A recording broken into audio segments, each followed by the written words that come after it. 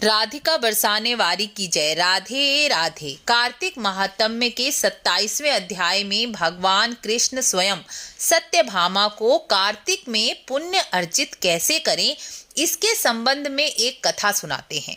वही आज मैं आपको सुना रही हूँ। भगवान कृष्ण सत्यभामा से कहते हैं, प्रिय, पूर्व काल में धनेश्वर नाम का एक ब्राह्मण था। वह अपना ब्राह्मण धर्म छोड़कर धन की लालसा से किसी भी सामान को बेचता और खरीदता था। इसी कार्य से वह धन कमाता था। एक बार वह नर्मदा के तट पर चला गया। वहां बहुत से मनुष्यों को कार्तिक स्नान करते आया देख वह वहीं ठहर गया और उनके पास जा जाकर अपना सामान बेचने लगा। अब वह प्रतिदिन नर्मदा के किनारे घूम घूम कर स्नान, जप, देव पूजा में लगे हुए ब्राह्मणों और वैष्णवों भक्तों के मुख से विष्णु जी के नामों का कीर्तन सुनता और धन के लालच में अपना सामान बेचता। इस तरह वह पूरे मास वहीं रहा, उन वैष्णव भक्तों के बीच में रहा। एक दिन अचानक एक सांप के डसने से उसकी मृत्यु हो गई और धर्म का त्याग करने के पाप से यमराज के दूतों ने उसे बांधकर कुंभीपाक नरक में डाल दिया। वहां उसके गिरते ही सारा कुंड शीतल और स्वच्छ हो गया। यह देखकर यमराज जी को बड़ा आश्चर्य हुआ।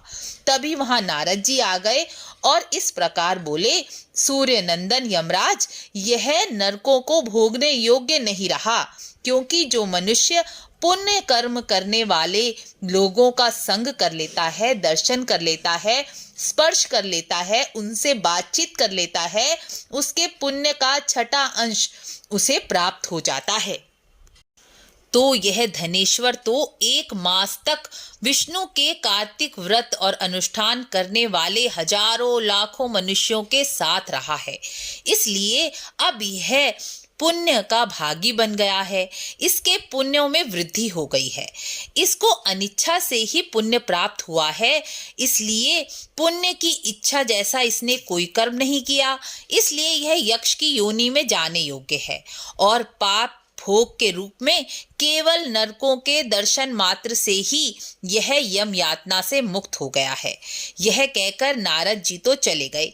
यमराज ने धनेश्वर को नरकों के पास ले जाकर उन नरकों को दिखलाते हुए कहा, धनेश्वर, तुम महान भय और घोर पीड़ा देने वाले नरकों को देखो। यह नरक 84 प्रकार के हैं, लेकिन तुम्हें कार्तिक व्रत करने वाले मनुष्यों का संग प्राप्त हुआ है, इसलिए तुम्हारे पुण्यों की वृद्धि हो गई है, इसलिए यह नरक अब तो तुम्हारे लिए नष्ट हो गए हैं। इस प्रकार यमराज भी धनेश्वर को नरकों का दर्शन कराकर यक्ष लोक ले गए और वहां जाकर वह यक्ष बना और वहीं कुबेर का अनुचर धन यक्ष के नाम से वह प्रसिद्ध हुआ। भगवान कृष्ण सत्यभामा से कहते हैं, प्रिय, जिस प्रकार बुरे मनुष्यों की संगत करके पाप की वृद्धि होती है, पाप करने की इच्छा भी हो जाती है, उसी प्रकार धार्मिक और वैष्णव भक्तों की संगत से पुण्यों की वृद्धि हो जाती है और एक दिन स्वयं भी पुण्य करने की इच्छा जागृत हो जाती है। मनुष्य को केवल अपने विवेक से चुनाव स्वयं ही करना होता है। यह कहकर कृष्ण संध्या उपासना करने के लिए चले गए।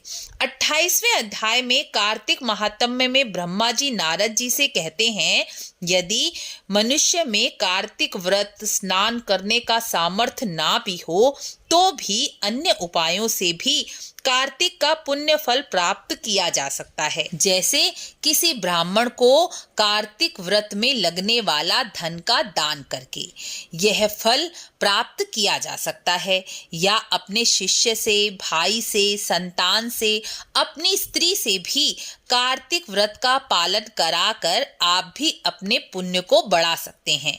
जो पुरुष कार्तिक स्नान नहीं कर सकते वह अपनी पत्नी को कार्तिक स्नान की आज्ञा देकर अपना पुण्य बढ़ा सकते हैं।